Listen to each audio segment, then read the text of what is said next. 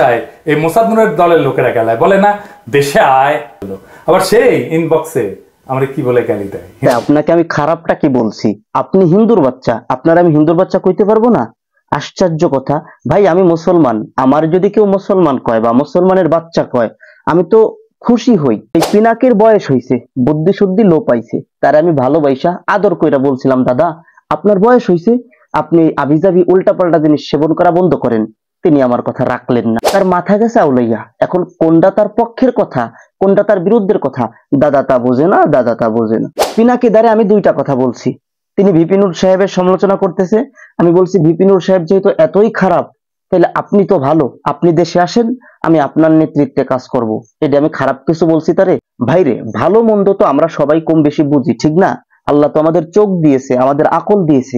So আমি তো আমার চোখ দিয়ে দেখতেছি, আমি তো আমার আকল দিয়ে অনুধাবন করতেছি যে ভিপি নূর বাংলাদেশের রাজপথে দাঁড়াইয়া অন্যায় অনিয়মের বিরুদ্ধে, পার্শ্ববর্তী আধিপত্যের বিরুদ্ধে কথা বলতেছে জীবনের ঝুঁকি নিয়া। আর পিনাকিদা ফ্রান্সে বৈশা নিজেকে সেফ জোনে রাইখা সরকারের সমালোচনা করতেছে, ভারতের সমালোচনা করতেছে। এইবার আপনারা আমারে বলেন তো, এই দুইজনের ভিতরে কে কোন পয়েন্টে দাঁড়ায় খেলতেছে, কার জীবন কতটা হুমকির মুখে?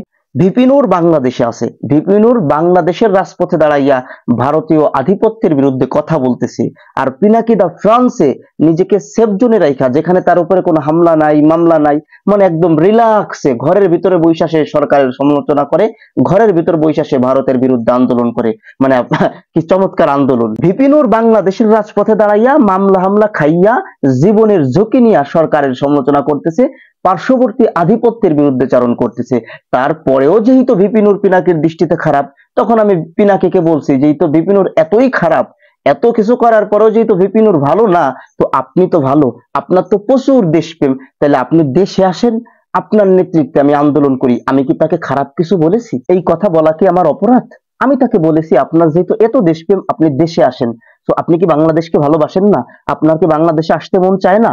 তো আপনার বিরুদ্ধে তো কোনো দেশদ্রোহী মামলা নাই, আপনি তো কারো মার্ডার করেন নাই, তো আপনার এত ভয় কিসের? আপনি দেশে আসেন, আপনি পলিটিক্যাল লিডার হইতে চাইতেছেন, আইয়েন ভাইয়া, আপনি দেশে আসেন। আমি আবার আপনাকে অনুরোধ করতেছি পিনাকিদা, তুমি আইও, তুমি দেশে আইও, তুমি তুমি তোমার নেতৃত্বে আমি আন্দোলন করতে চাই, আমি আবার বলতেছি তুমি আসো। 2 নম্বর, আমি তাকে হিন্দুর বাচ্চা বলছি। আচ্ছা হিন্দু, আপনি কি হিন্দুর বাচ্চা না?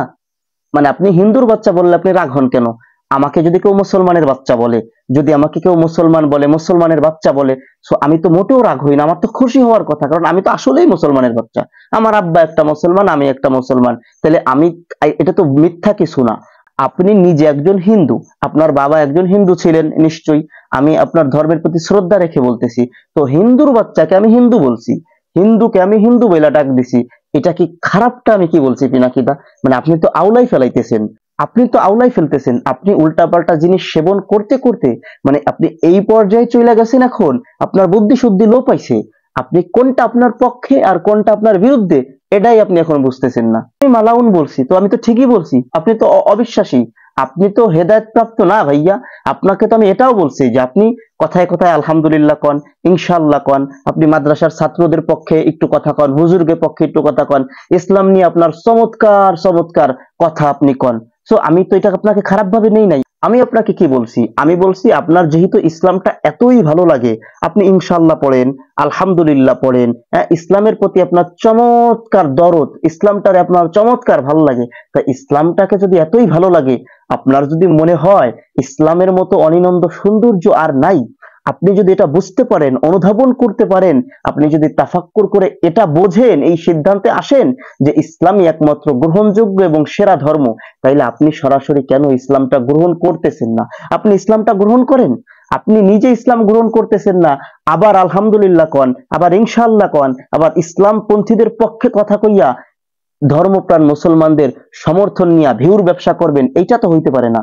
আমার কথা একটা, আপনি ইসলাম ধর্মের ধর্মীয় অনুভূতিকে কাজে লাগাইয়া যে মানুষগুলো জীবনের ঝুঁকি নিয়া বাংলাদেশের রাজপথে দাঁড়াইয়া অন্যায় অনিয়মের বিরুদ্ধে কথা কয়, পার্শ্ববর্তী আধিপত্যের বিরুদ্ধে কথা কয়, নিজেদের জীবনকে হুমকির মুখে ফেলাইয়া আপনি সেই মানুষগুলোকে প্রশ্নবিদ্ধ করবেন, আপনি সেই মানুষগুলোকে নিয়ে আজে বাজে কথা বলবেন, এটা তো করার অধিকার আপনার নাই পিনাকিদা।